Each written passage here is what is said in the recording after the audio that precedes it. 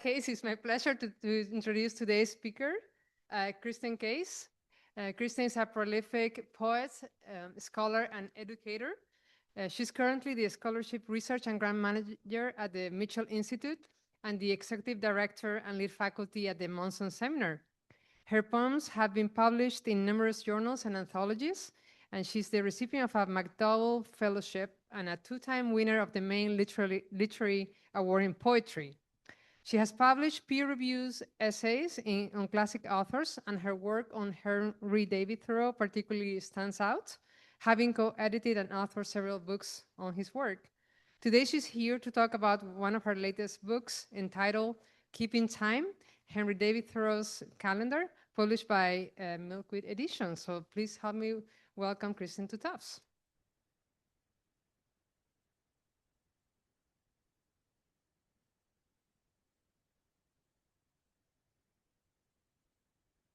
Switch that on. How does that sound? Does that sound okay? Okay, great. Awesome. Thank you, Sarah, and thank you, Sinette, and the Environmental Studies program, and everyone here at Tufts. It's a real pleasure and an honor to be here talking to you today.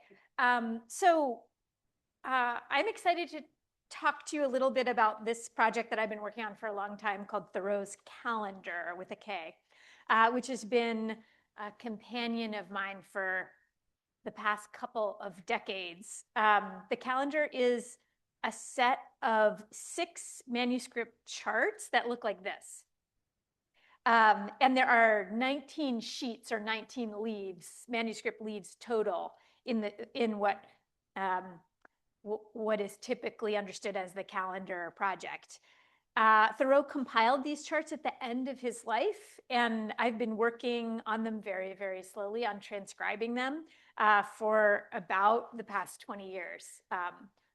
But don't worry, I was doing other things. I said that once and someone was like, that's all you've been doing? And I'm like, no, I also I have children, I go to soccer games, I do a lot of things.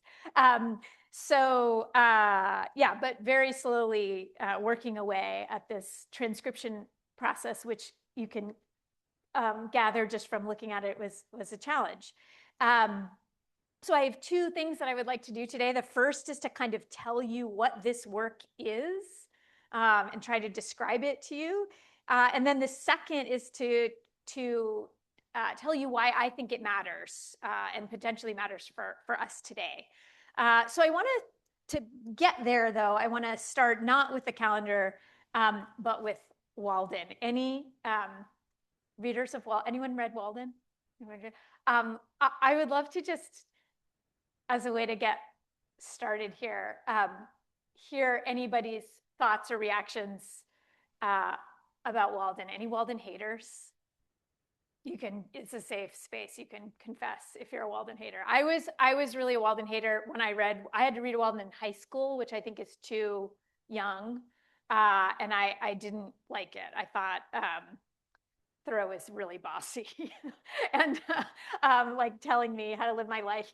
But then in subsequent readings, I found myself really drawn in and moved, especially once I sort of got past the economy is, I think, the hardest part of Walden, that first chapter. And so once I got over that barrier and got to, the way I think of it now is sort of got to know Henry as a person in the subsequent chapters, it really grew on me.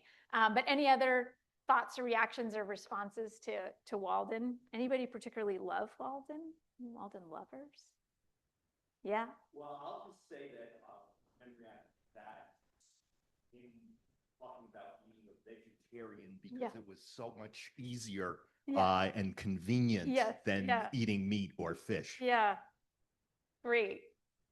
It's just full of those kinds of little nuggets and observations. Anybody else? Walden, thoughts about Walden? Or things that stuck with you from Walden? Yeah. I went and walked around Walden Pond with a friend. Yeah. And she was telling me, and I'll be curious to hear if this is true or false. Yeah. that like his mom and sister would come and do his laundry? They didn't come and do his laundry, but he did frequently go home. So one of the, like, he went home for Sunday dinners. And so, yeah, it's probable that his family did in fact do his laundry. It's pretty hard to think of a dude in the 19th century whose mom did not do his laundry, or wife. So I kind of feel like he gets a bad rap for that, when really it's like the whole gender. But also the bigger picture is that we really misunderstood in the 20th century.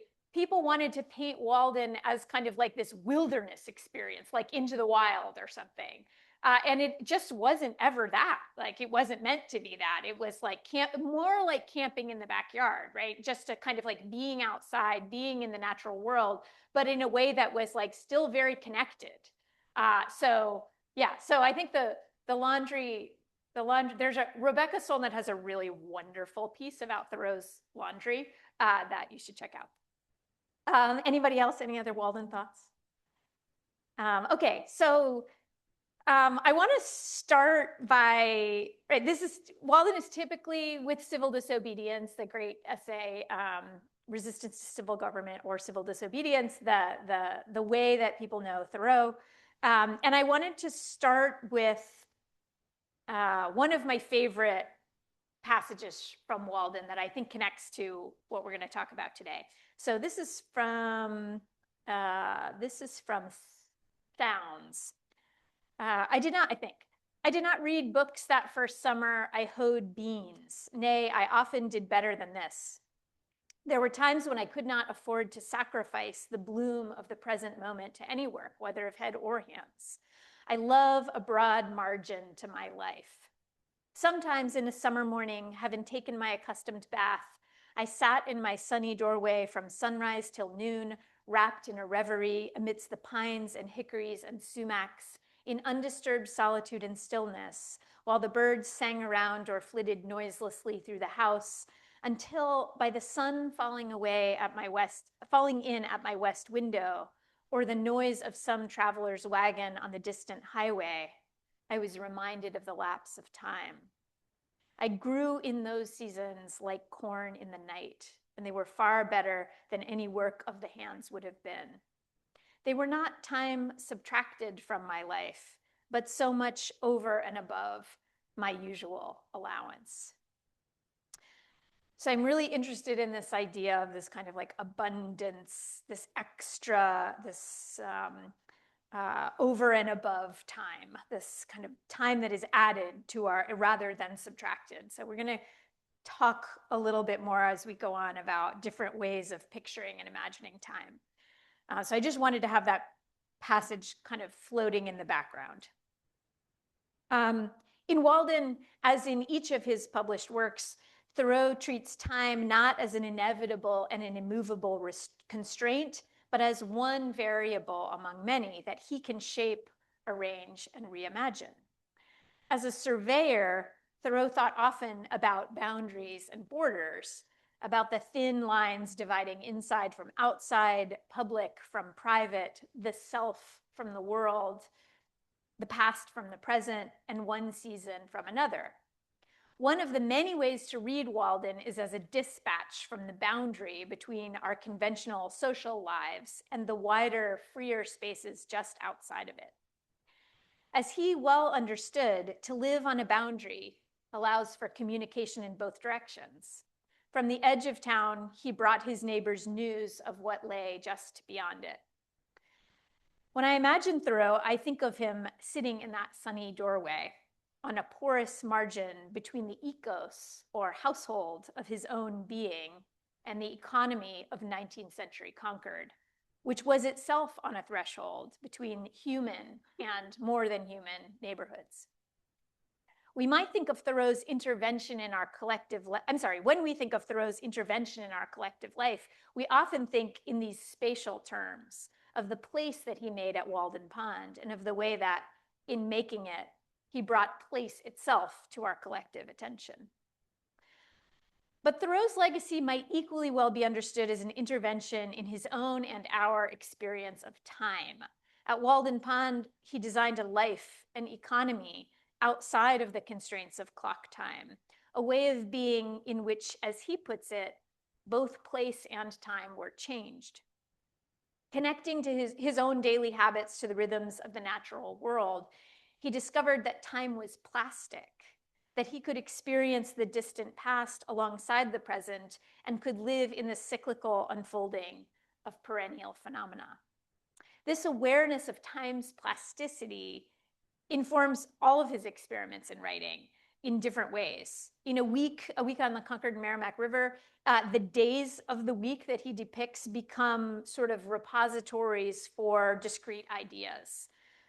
In his journal, which I'll talk about more in a moment, he is always writing up the observations from the day before. So he goes on these long walks, and then the subsequent day writes up his observations, but often in the present tense. So as if he is narrating what is happening when in fact he's narrating the previous day.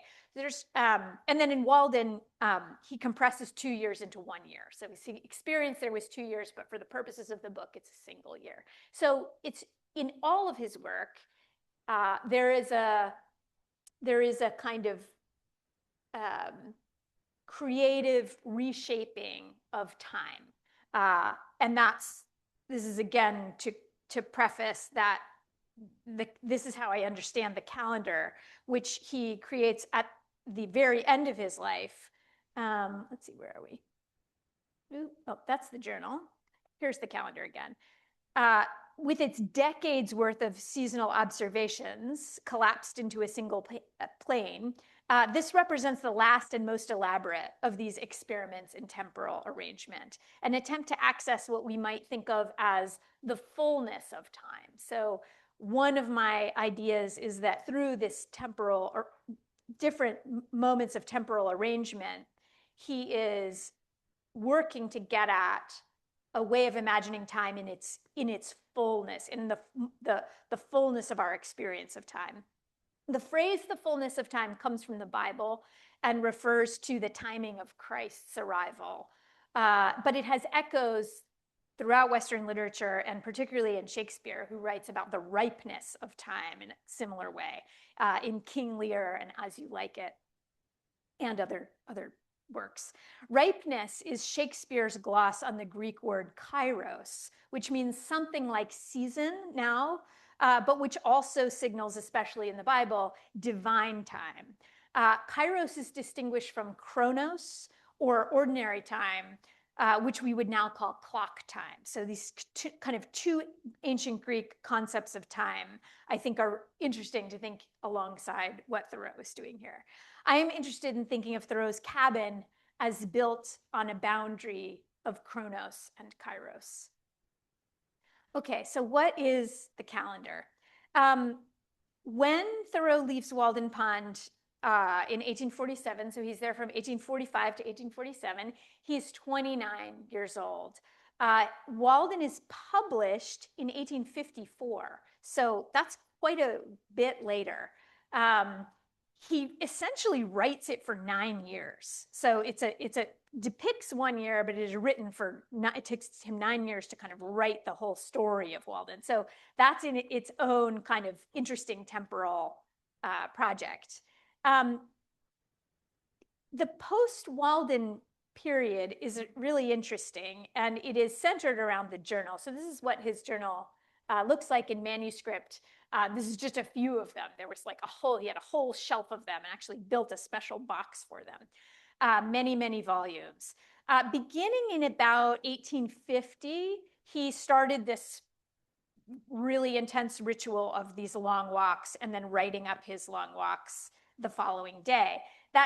It worked for him because his paid work was as a surveyor, which involved a lot of walking. So that kind of folded into his work in that way. He does this for about a decade. Yeah, almost exactly.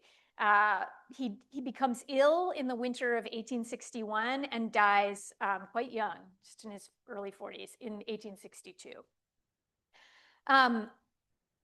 The Calendar project begins in 1860 and picks up again in the fall of 1861. So these are the 6 months that Thoreau depicts in this way.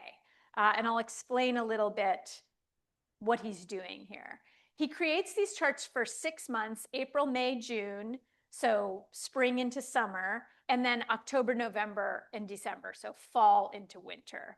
And what he's doing here is going back through his own journal and creating these charts by month that track phenomena of that month. So I'll give you a few examples in a moment, but a classic April one is first leave off greatcoat. So the first day in April that you don't wear your heavy coat, right? So he tracks that across the years, and you can see some of them say on the top, like November here says general phenomena for November at the top, and then just underneath are the years. So this one starts, he does this somewhat annoying thing of like sometimes squeezing in data from like 51 into the category column, but then it's 52, 53, 54, et cetera, all the way to 61. And then these are the categories. So it's a spreadsheet. Sometimes I hesitate to say that because like certain people like just go dead inside when you say spreadsheet, but they are essentially a spreadsheet. So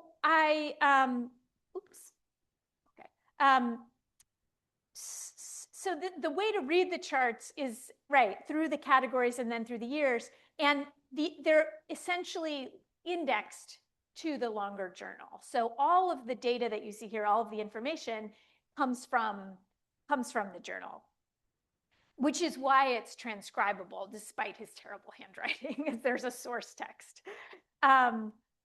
Okay, so I'm going to just move forward a little bit. Thoreau becomes ill in the winter of 61, dies in the summer of 1862. And so one of the things that's interesting, I'm just going to go back one for a second, is that you'll notice there's a break here. So he begins this project in April of 1860, which is a really exciting, a time when he is intellectually kind of on fire for two different reasons. One is it's less than a year after the death of John Brown. He has done a lot of writing about John Brown. He is absolutely passionately distraught by the execution of John Brown. And he met John Brown personally and was sort of electrified by John Brown's commitment to doing whatever had to be done to end slavery and the depth to which he took his own sense of responsibility for slavery. So that really impacted Thoreau in a major way. I think he felt it was astonishing that someone who was a white person, unconnected in any material way, clearly with slavery, still felt that sense of connection and moral responsibility. So there was that encounter that was incredibly exciting. And at the same time, in January of 1860, he reads On the Origin of Species. He's one of the very first readers in the United States of Darwin. So that also blows his mind and has him thinking in a different way about interconnection and the ways in which we exist in a kind of interconnected web. So he is thinking about that interconnection, both politically in terms of slavery and scientifically in terms of Darwin's discoveries. So that's what's happening in April of 1860. And so I think in the first set of charts, he is really excited by this idea of charting time, making kind of web-like connections across time in a similar way. By the fall of 1861, however, it's really a different moment. He's now very ill. Back in 1860, in the spring of 1860, I think he was planning a book. So I think these first charts were kind of notes for something that would be a seasonally organized book. He knows by October of 1861 that there's almost certainly not going to be a book. Like he is really dying at this point. He's bedridden. He can no longer go on his long walks. So why return to the project at this point? There's a gap in between, and we don't really know why he starts doing the project. He picks up this project again. So I'm going to offer some thoughts about that in a moment. Okay, let's see.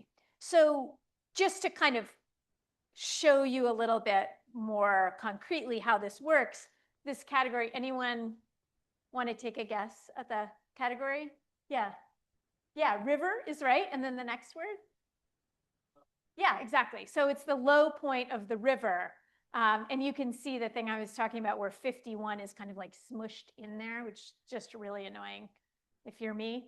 And then nothing, he doesn't have that data for 52, 53, 54, 55, 56, 57, all of these really tiny little scribbled notes taken from his journal.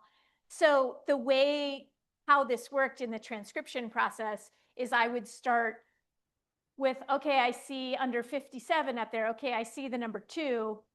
That means I have to go to November 2, 1857 in the journal, read through that entry, and then try to make a match. So here's the journal entry. The water is falling fast, and I push direct over the meadow this evening, probably for the last time this fall, scraping the cranberry vines and the hummocks from time to time with my flat-bottomed boat. And that gets kind of distilled into this this entry here: second, falling fast, push direct over Lee's Med, prob for the last time, scraping the ground. So that's what's up there. So this is how the process worked. It was a lot of moving back and forth between the charts and the journals. Okay, yeah, I just wanted to show you some other example categories. This is the one I mentioned, first sleeve off greatcoat. That's from April. Anyone want to try this one? Or any words? Can you see any words in there? Oh, it's a little grainy. What is it?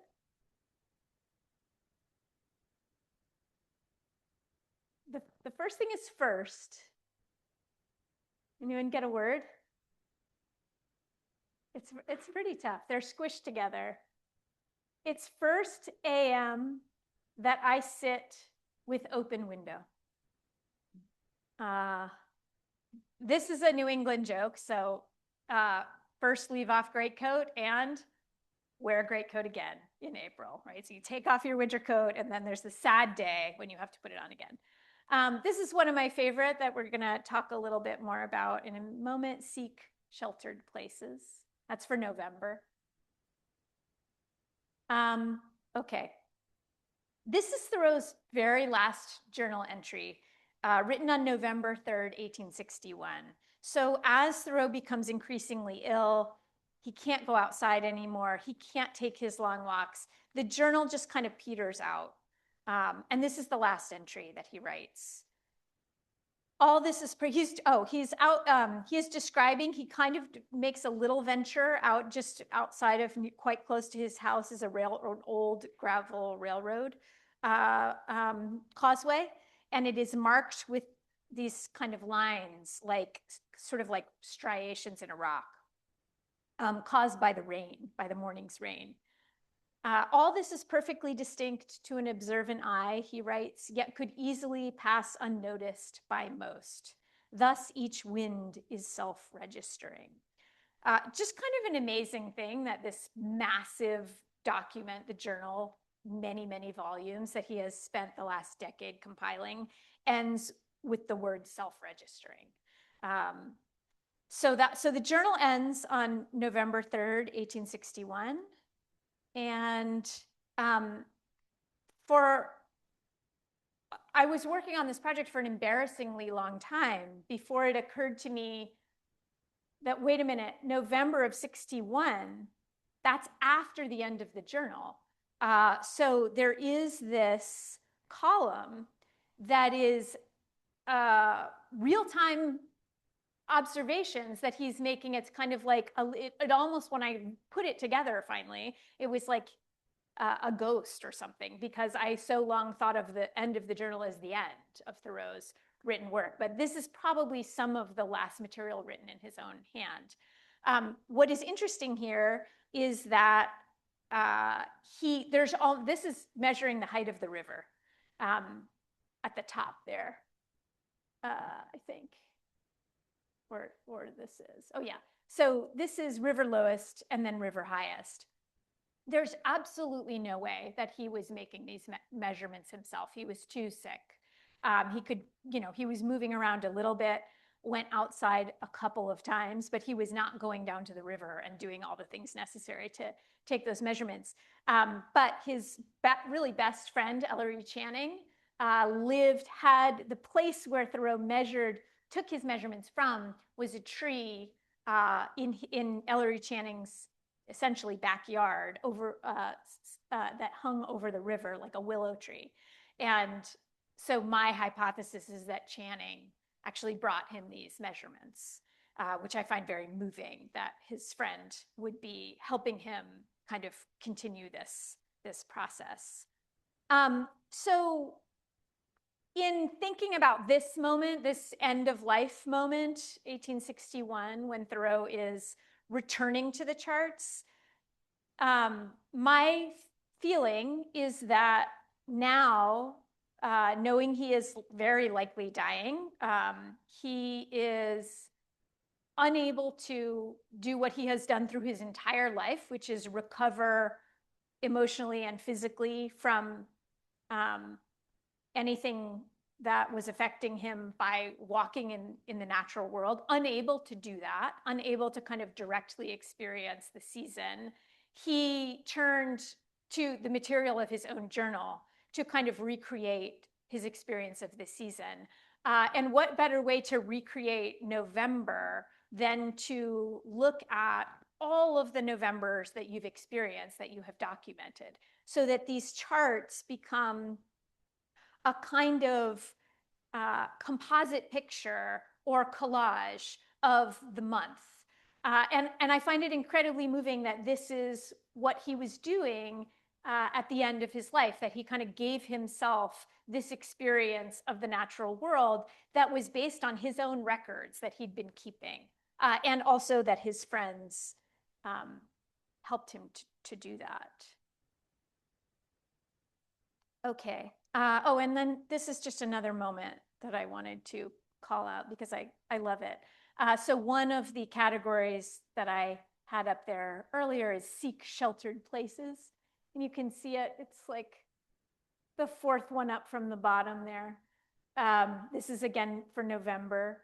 There's really only one date, and this sometimes happens in the charts, that something he clearly drew up the categories thinking, oh, this is a common thing that I often observe, and then went back to actually fill in the data. So he clearly thought of seek sheltered places as like a quintessential November thing, that you're out on your walk and you sort of look for a place on your walk where there's no wind and you feel sheltered. But in fact, he had only recorded that in his journal once, or at least once that he could find when he went back through. So this is the entry that I just wanted to share. The sunlight is particularly thin and yellow, falling on the pale brown bleaching herbage of the fields at the season. There is no redness in it. This is November sunlight. Much cold, slate-colored cloud, bare twigs seen gleaming toward the light like gossamer, pure green of pines whose old leaves have fallen, reddish or yellowish brown oak leaves rustling on the hillsides, very pale brown or bleaching, almost hoary fine grass or hay in the fields, akin to the frost which has killed it, and flakes of clear yellow sunlight falling on it here and there. Such is November. The fine grass killed by this frost and bleached till it is almost silvery has clothed the fields for a long time. Now, as in the spring, we rejoice in sheltered and sunny places. And then you can see the category for 57 is just rejoice in.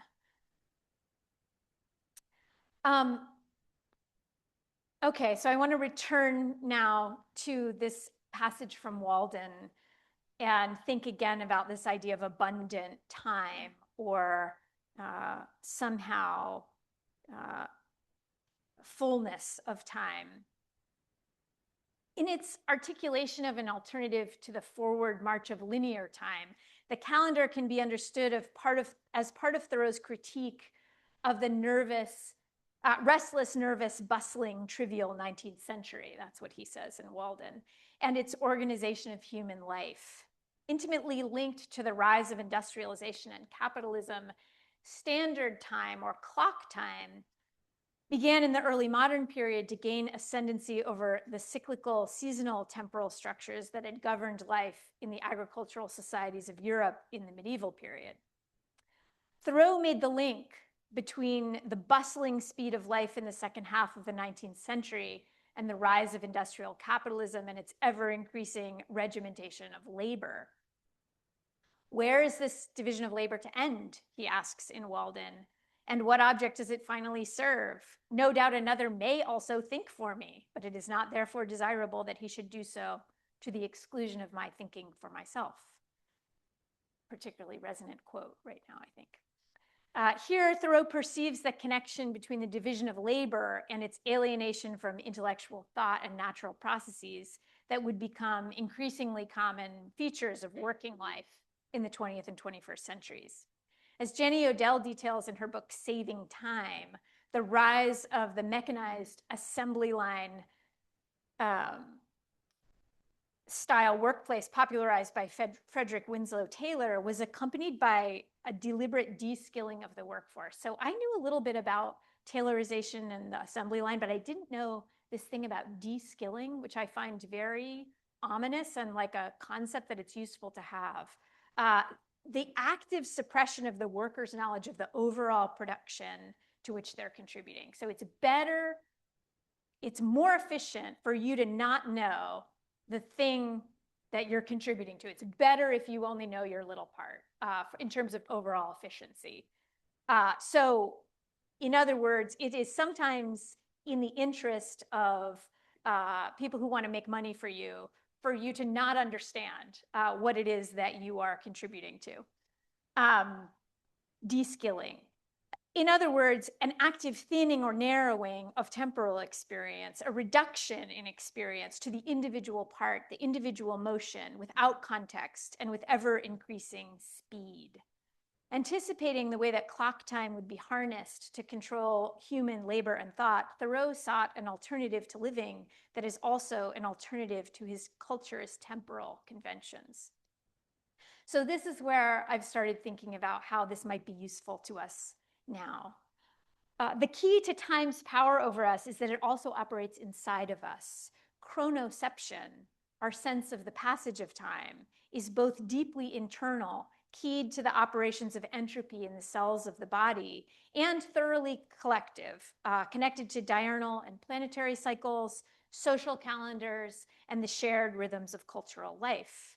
And despite our increasing alienation from this interconnected seasonal time, it is still visible in our collective habits. I read a beautiful little book about winter that talked about light, like the kind of phenomenon of people putting up lights in winter and tracing that incredibly long history of like light in the darkness. Really makes you reflect on how much seasonal time is still there. It's still part of how we organize ourselves. In these days in which more and more of us are experiencing what researchers call time famine, I was really struck by that when I first heard that phrase, a sense of a perpetual lack of time. It is striking, almost jarring, to read this description of time in Walden. The sense of abundant time, of blooming or growing time, time that is somehow more than itself, over and above our usual allowance.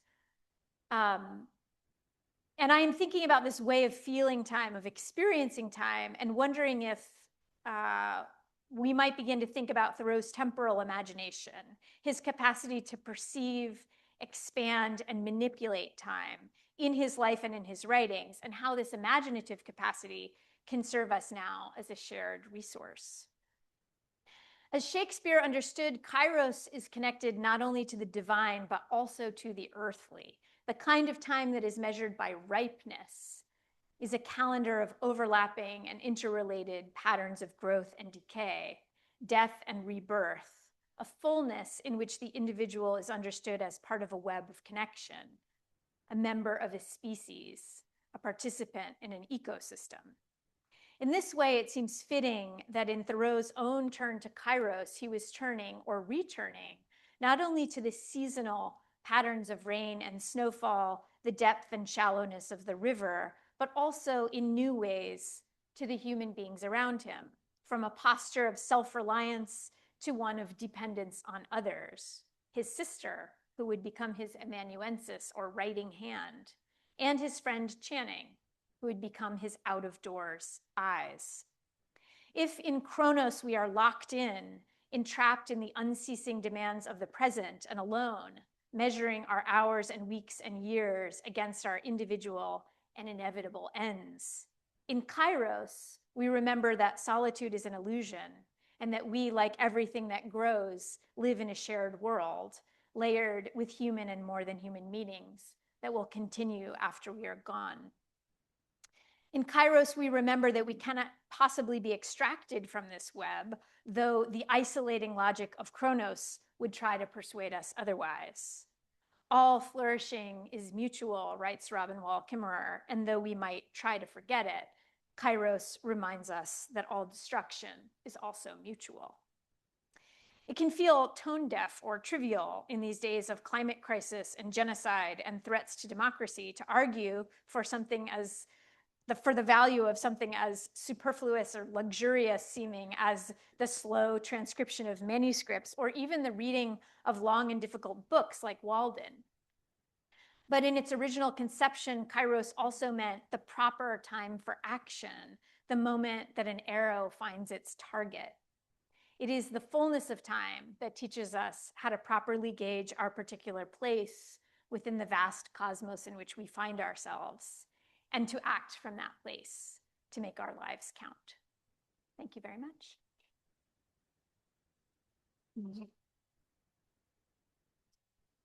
And I'd love to answer questions or to have conversation if folks have questions or thoughts. Thank you so much for this interesting talk. I find it fascinating to think about the intersection between circular and linear time. And as I was listening to you talk, it reminded me to a lecture we had last semester on the Raramuri indigenous people from Mexico. And we talked about circular time and how it's a concept practiced by many indigenous people all over the world. So I was wondering, to what extent was Thoreau influenced by the native or indigenous peoples here in Massachusetts? What was the intersection like, if there was any? Yes, I think a lot. So Thoreau's relationship to indigenous people is quite complicated. He was an extremely avid reader of there is a project, another project that like this is a kind of series of manuscripts that had never been transcribed that is, I don't know where they live actually. They might be also at the Morgan Library in New York. They're called the Indian Notebooks, and they are many volumes of notebooks transcribing passages about Native American cultures from secondary sources. So they're just notes. They aren't his own original writings, but it's clear from those documents that he just read voraciously anything he could get his hands on about Native cultures.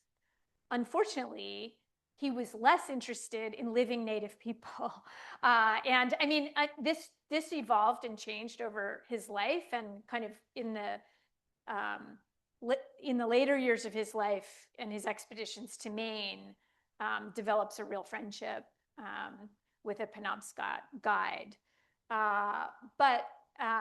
There are journal entries where he sort of encounters living Native people and is either uninterested in them or a little dismissive that they are kind of not Indian enough.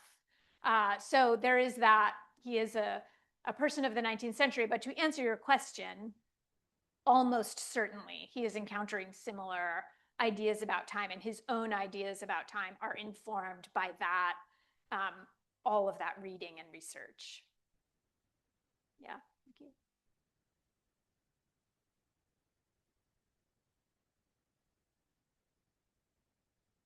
Thank you so much for your talk. This was awesome.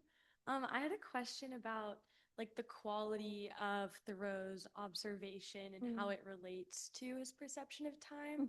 Like when I was reading Walden, a lot of the observations that stood out had like a childlike creativity, like not in a like simplistic way, but like very unencumbered by all of the things that like obstruct cognition as life goes on. And so I guess I would be curious to hear you talk about how that sort of like creative, unique perspective that like comes through in his observations is affected by this like nonlinear perspective on time. Yeah, that's such a great observation. And I think he's such an interesting figure because one way that people sometimes talk about his career as a writer is that he moves from this kind of transcendentalist, literary, imaginative style of writing to something that is like more and more scientific, or kind of recognizable in the later journal as more like scientific observation, a little bit more objective. And I'm using all these words in quotes because I think really he is disrupting that all along, that kind of binary, and is always interested in the kind of poetry. And I love that you point to this kind of playful, imaginative quality that emerges at different points. He becomes for sure more knowledgeable about the natural world, but I think that imaginative playfulness that you're noticing is there all along. And I think that he just feels unconstrained in his ability to imagine and to reimagine. And that's ultimately, I think, why he's valuable for us to read, is this sense of we don't have to live our lives the way that other people have. We don't have to organize ourselves the way other people have. We can reinvent, we can reimagine it. And the freedom that he felt in that, I think, is absolutely evident in everything that he wrote. I don't know if that answered your question. Okay, great.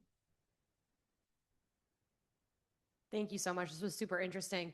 I'm so fascinated by the spreadsheets that you pulled up, and I just can't. And you said 9 years, am I right? 9 years you've been looking at this stuff? Yeah, I mean, really, I started when I was a graduate student. Okay. So it's really close. It's more than that. Okay. I love that. And I think I'd be curious. I'm looking at this and I have no idea how I would begin to try to interpret the handwriting and do that analysis. And so could you take us behind the curtain a little bit? What does that process look like? Who's there with you in the room when you're like, what does this say? What does that actually interpretive work look like for you? Yeah. So I should say at the beginning that what I'm not is a textual scholar. So there are people who read manuscripts, that's what they do. And they get trained to do that. And they have tools and expertise. And I really didn't and don't have that. I learned a lot kind of in the scope of doing this project, but I'm not trained in that way. I just was really into them and nobody else was going to do it. So I found the first time I encountered these charts was in a really wonderful book by a man named H. Daniel Peck called Thoreau's Morning Work. And it's an amazing scholarly book about time in Walden and a week. But he also drops in 2 grainy Xeroxes of these, and it's maybe 2 or 3 pages, kind of speculates about what they are. And I read this as a graduate student. I was like, this is amazing. I just want to know everything about these. And so I contacted him because I couldn't find, there were 2 academic articles out there. There was just nothing. And so I contacted him thinking well, probably there are people working on this and they're probably Daniel Peck's grad students. I don't know what I thought, but I just was like, this is clearly the guy. So I emailed him and he literally emailed me back immediately and said, I have been waiting for this email for 15 years. So he was like, please take this project. And he gave me his microfilm of the calendar that he had. So I just started trying to figure it out. And at first it was 1 or 2 that I could read. And then I just, at some point, the Thoreau scholarly community was excited that I was into it, and people kind of kept pushing me. And so I started doing more and more. And then I eventually got so that I could read, it's just like getting to know a person. You learn like, oh yeah, this is the kind of thing that he does. So it was a very slow process. I had some undergraduate students who helped me along the way. They were wonderful. But it was a lot of back and forth. I mean, fortunately, the journal is digitized. That's a big thing. So it's online. So I could put in a phrase, and then if I knew that, I had the dates. So the journal is a huge resource. But really it was slow, painstaking, sometimes frustrating work, but often really gratifying. That little puzzle-like, and more fun than you'd think. I really loved it when you were like talking about how other people were kind of like contributing to his work. And I found it really interesting too when you were talking about how his sister Sophia helped him transcribe. Yes. And I was wondering if you knew about any other ways that she kind of like influenced his observations or his philosophy. Oh, yeah. There's a wonderful essay called Henry's Brilliant Sister about Sophia and their friendship, and like they were very close. And she has her own, I think at Harvard, they have her like herbarium, or her book of pressed flowers and things. And she absolutely, she was his first editor. So she was the literary executor. So she had all of the final papers and arranged for publication. And it's incredibly moving. I just recently saw this for the first time. You can actually see in the manuscript pages, like where she was writing, where it switches to her handwriting. And so he was dictating and she was writing. But she's a figure who is really sidelined in the scholarship, of course, for many years, but has recently, there's been a scholar named Kathy Federico has really done some good work in reviving Sophia Thoreau. She was awesome. She was also like, the Thoreau sisters and the mother Cynthia were also like radical abolitionists before Henry was. And so like he really was indebted to the women in his family and quite close to them.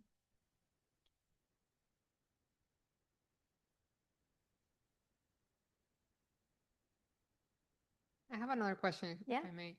So I'm thinking, so current scientists have used Thoreau's records to look at changes in phenology over time and have found actual changes. Like, I think I remember reading there was like a week or 2 week differences in blooming or in the spring blooming times. So there have been changes. I was wondering, what was the intention, or was there an intention to look at changes over linear time when he did this? Or who was this for?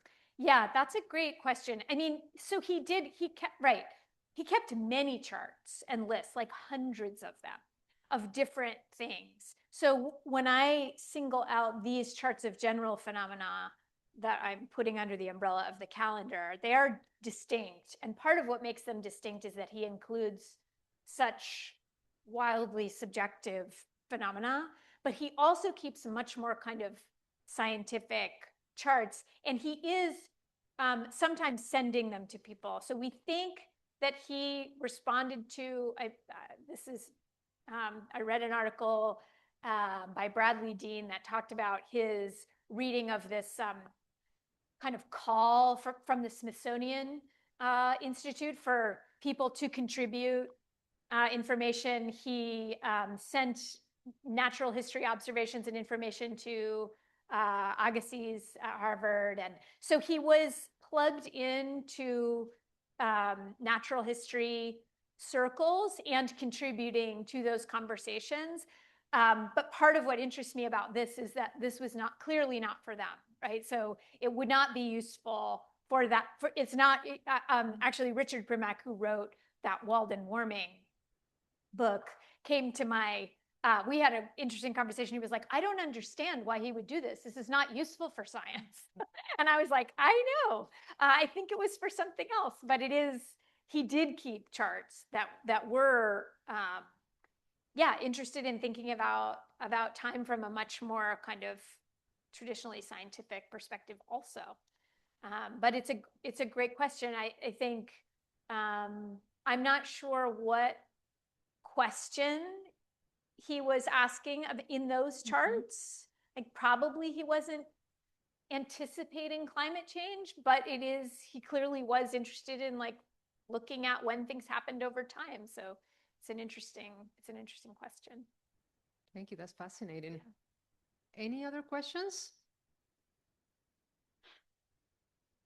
If not, let's thank our speaker one more time, and I wish you happy holidays. You.